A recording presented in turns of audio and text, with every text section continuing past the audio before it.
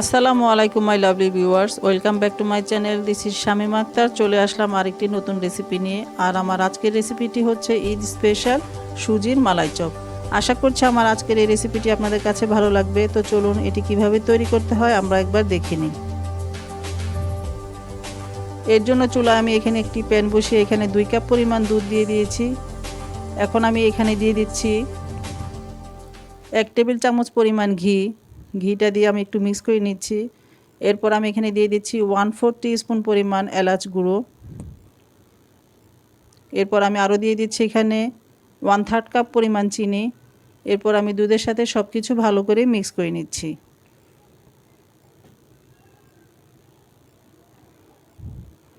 ভালো করে মিক্স করে নিয়ে এখন দুধটা যখন একটু ফুটতে শুরু করবে তখন আমি এখানে দিয়ে দিব 1/2 কাপ পরিমাণ সুজি। এখানে আমি কাঁচা সুজিটাই দিয়ে দিচ্ছি। সুজিটাকে আমি একসঙ্গে দিব না, আমি 3 বারে সুজিটাকে এখানে মিক্স করে নিচ্ছি। অল্প অল্প করে দিব আর দুধের সাথে ভালো করে মিক্স করে নিব। একসঙ্গে সুজি দিলে অনেক সময় দলা পেকে যেতে পারে, তাই আমি এখানে 3 বারে সুজিটাকে অ্যাড করে দিচ্ছি।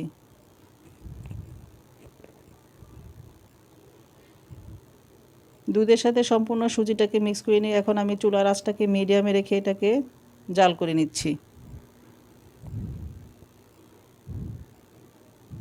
দেখতেই পাচ্ছেন সুজিটা আমার প্রায় রেডি হয়ে গিয়েছে। এখন আমি এটাকে চুলা থেকে নামিয়ে ঠান্ডা করে নিচ্ছি। সুজিটাকে আমি একটি প্লেটের উপর রেখে দিয়েছি এবং হাতে সামান্য পরিমাণ ঘি মেখে নিয়েছি। এরপর আমি এখান থেকে অল্প অল্প করে সুজি নিব আর চপ তৈরি করে নিব। আমি এরকম করে সবগুলো চপ রেডি করে নিয়েছি। দেখতে পাচ্ছেন আমার 1/2 কাপ সুজিতে 10টি চপ তৈরি হয়ে গিয়েছে। চুলায় একটি প্যান বসিয়ে আমি আবার এখানে 2 কাপ পরিমাণ দুধ নিয়ে নিয়েছি। দুধটাকে আমি জাল করে একটু ঘন করে নিয়েছি। আমি 3 কাপ পরিমাণ দুধ জাল করে 2 কাপ করে নিয়েছি।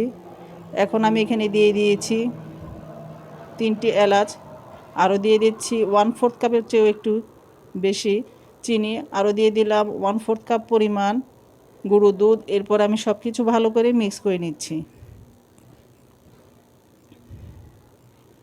দুধটা যখন ফুটতে শুরু করবে তখন আমি এখানে চপগুলো দিয়ে দিব, যেগুলো আমি রেডি করে রেখেছিলাম। আমি একে একে সবগুলো চপ দিয়ে দিচ্ছি।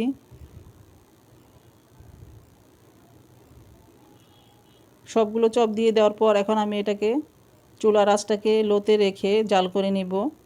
আর মাঝে মাঝে নেড়ে দিব, তা না হলে নিচ থেকে লেগে যেতে পারে।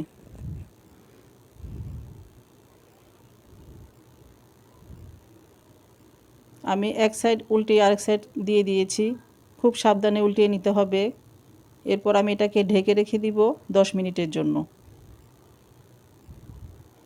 10 মিনিট পর ফিরে আসলাম। দেখতেই পাচ্ছেন আমার চপটা অনেকটাই রেডি হয়ে গিয়েছে। এরপর আমি আলতো হাতে এগুলোকে একটু মিক্স করে নিচ্ছি। এরপর আমি চুলাটা বন্ধ করে দিচ্ছি। আমি 10 মিনিট পর চুলাটাকে বন্ধ করে দিয়ে এটাকে আমি 2 ঘন্টার জন্য রেখে দিয়েছিলাম। তো তৈরি হয়ে গেল আমার সুজির মালাই চপ। আশা করছি আমার আজকের এই রেসিপিটি আপনাদের কাছে ভালো লেগেছে। যদি ভালো লেগে থাকে তাহলে অবশ্যই একটি লাইক দিবেন, ফ্রেন্ডস অ্যান্ড ফ্যামিলির সাথে শেয়ার করবেন। আজ এ পর্যন্তই। আল্লাহ হাফেজ।